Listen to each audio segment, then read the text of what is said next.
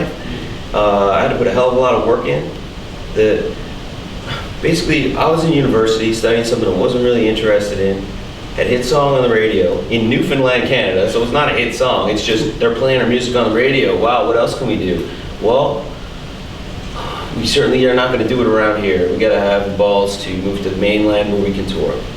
Relocated to Nova Scotia and just kept pushing the limits, you know what I mean? So dropping out of school and doing it for real for an industry like that is the only way to, like, no one can teach you how to do that. So it's the best thing I ever did. You know, I'm not telling people to drop out of school, but for me, I was a little bit lost in what I was trying to do in my studies.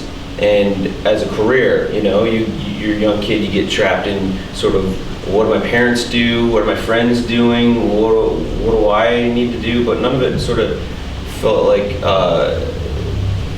felt right. I couldn't picture my future like that. So just hit the road, and the life lessons I learned through the next number of years touring in a band was just like priceless. So on that note, when you, having done the tour thing myself, when you actually, you get used to sort of rugged lifestyle, yeah, and then you move into acting, which is a struggle at first, but then you start getting the notoriety. Has that prepared you, I'm going to say emotionally because it sounds a bit trite, but like literally, has it prepared you for that sort of weird Hollywood kind of thing that you have to experience, whether you like it or not? I mean, that's all bullshit, and that stuff doesn't really mean anything to me. I enjoy it when you get somebody reach out and say the art that you're doing really affected me, really made a difference, and it was there when I needed it. That's the stuff that matters, and I'm getting that with this type of work a lot. But I also got it with the music stuff. You show up and play in a town where these kids don't get much entertainment passing their way. They're into your music. You've never been there. You show up. They're up front singing every word to every song. I mean, that always blew my mind, and I don't know if I'll ever be able to reproduce that no matter what I go on to do in this. You know what I mean? So that's the stuff that really caught me off guard.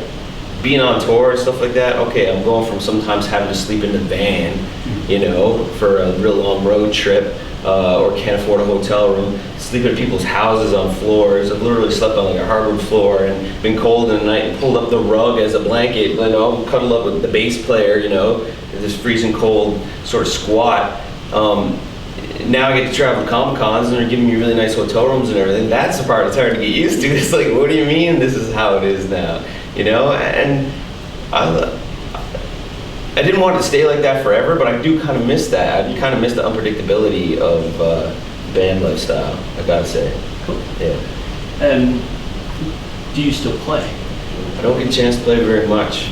Every now and then, I'll come across some friends that are playing somewhere. I'll jump up on stage and play a song, and I'll go, God damn, I miss this. How can I do this more? That's how I'm built.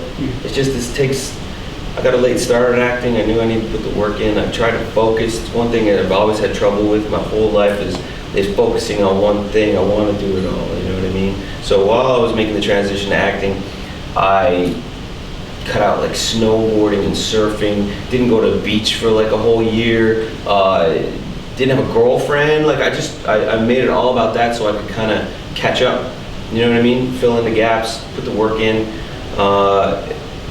And it worked. So I'm trying to find that balance, and I'm really itching to play in a band again, so we'll see what happens. So looking at historically, one of the parallels that I can draw on this is that for those who don't know, being the drummer of metal bands, it's new metal? It's metal. It's metal. That's the one thing that bugs me. Yeah. Definitely, you call us whatever you want, and I like that we didn't really fit in a box. Yeah. We were not new metal. Yeah. Maybe because some of us had dreadlocks and other people in new metal bands had dreadlocks. Maybe that's where they're drawing it from. But, you know, we were inspired by, you know, 90s grunge, hardcore music, post-hardcore music, punk rock music. We tried to, you know, I don't know if we tried to do anything. It's just all our influences combined made this sort of style where it was really aggressive, but the drums were kind of groovy and tribal, had good rhythms, I like to think. But, you know, we did a lot of yelling and screaming, but there's also really good melodies in there. maybe our early stuff was more metal, but if you listen to our last album, we recorded with the producers who did the Refuse Shape of Punk to Come record, and we put a lot of work into that, and you know, I like to think it's something fresh and different and still stands the test of time. I can still put on that album, feel proud of it. It's not like dated like something maybe new metal would kind of be.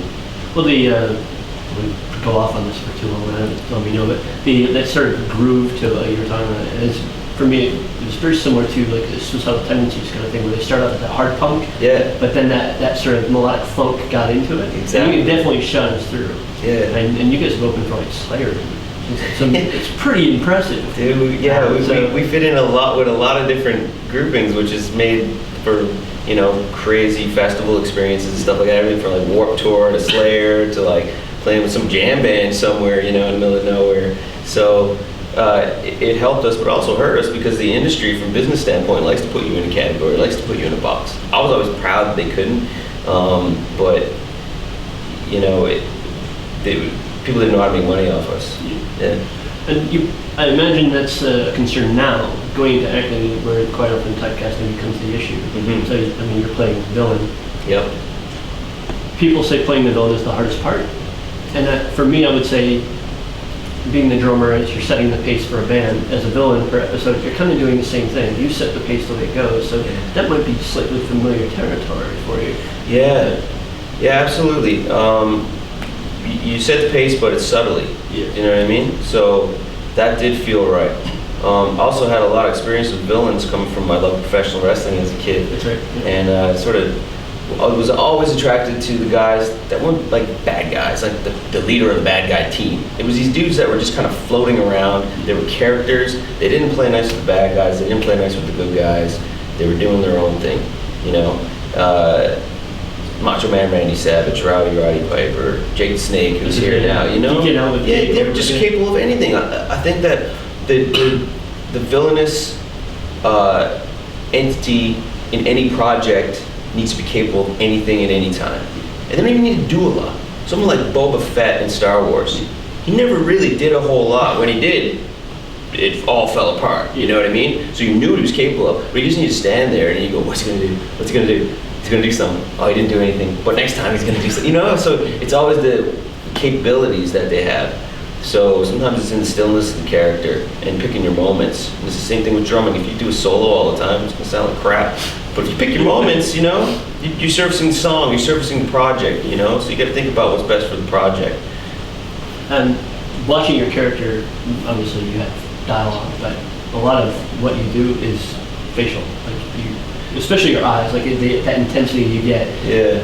Is that something that just, I don't say it comes naturally, but is it something that's just you, or do you actually stand in front of the mirror and practice that? I've never done that. No. There's a lot of people like, you know, I want to get that stare just right, and you know, you sit laughing at yourself in the mirror, but is it just like that look that you get, and I'm sure you know the one I'm talking about, is that the look you get when you're just naturally angry, or is that just... So from a condition called resting asshole face.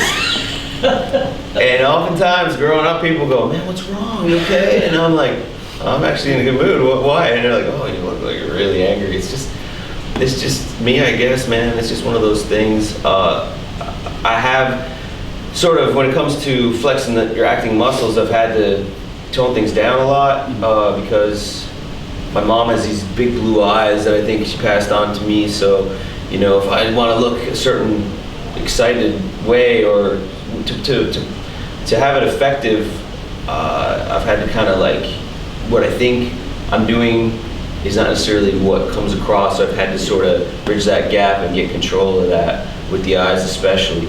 Less is more, I guess. But no, that intensity has kind of always been there. I've always been sort of known as an intense guy. And makes for romantically a little harder, but I don't know, man. I started out doing comedy with my brother, and that stuff was really fun. And I felt like that was my end into the industry. I was really surprised that everybody saw me as this bad guy, tough guy, you know. It's definitely fun. I think it's every kid's dream to be a superhero, but it's kind of every actor's dream to be the villain, super villain. So, it's a blessing, but I didn't see it coming. And aside from Arrow, what's next? Do you have anything planned? Or are you just riding that out for a while and see how it goes? Yeah, I got a lot of really fun stuff coming, man. I'm moving to LA. Yeah, I can't tell you who I'm going to be playing, but tell you who I'm going to be working with. I moved to LA, and I've been meeting a lot of people, and I met some people that remind me of like this sort of grassroots thing that I was doing with my brother and my friends when I was living in Vancouver and I first got into acting. And it's the same way I always approach music. It's just like, do it yourself. Don't wait for somebody to fund you or approve you or validate you. So there's a group of guys that do a web series called Superpower Beatdown. And I'm gonna be doing their next episode, playing somebody that hasn't been played in a live action thing yet. And so I get to do the stunt thing, the physicality, which I love about Arrow. I get to do that and a lot of that in that role. And then I met this other group of dudes. Adi Shankar is a producer. Him and his team, they did the unauthorized Power Rangers short film, and they reached out to me. They're a fan of what I do on Arrow, and I'm going to be involved in his next project. And I just love these guys' attitude. I mean, they were definitely slapped on the wrist for doing that Power Rangers thing. So what do? They do it again. This time it's with something that I think is even more popular than the Power Rangers one. And I read the script and it knocked my socks off. And I love that mentality that they have. I mean, that's punk rock.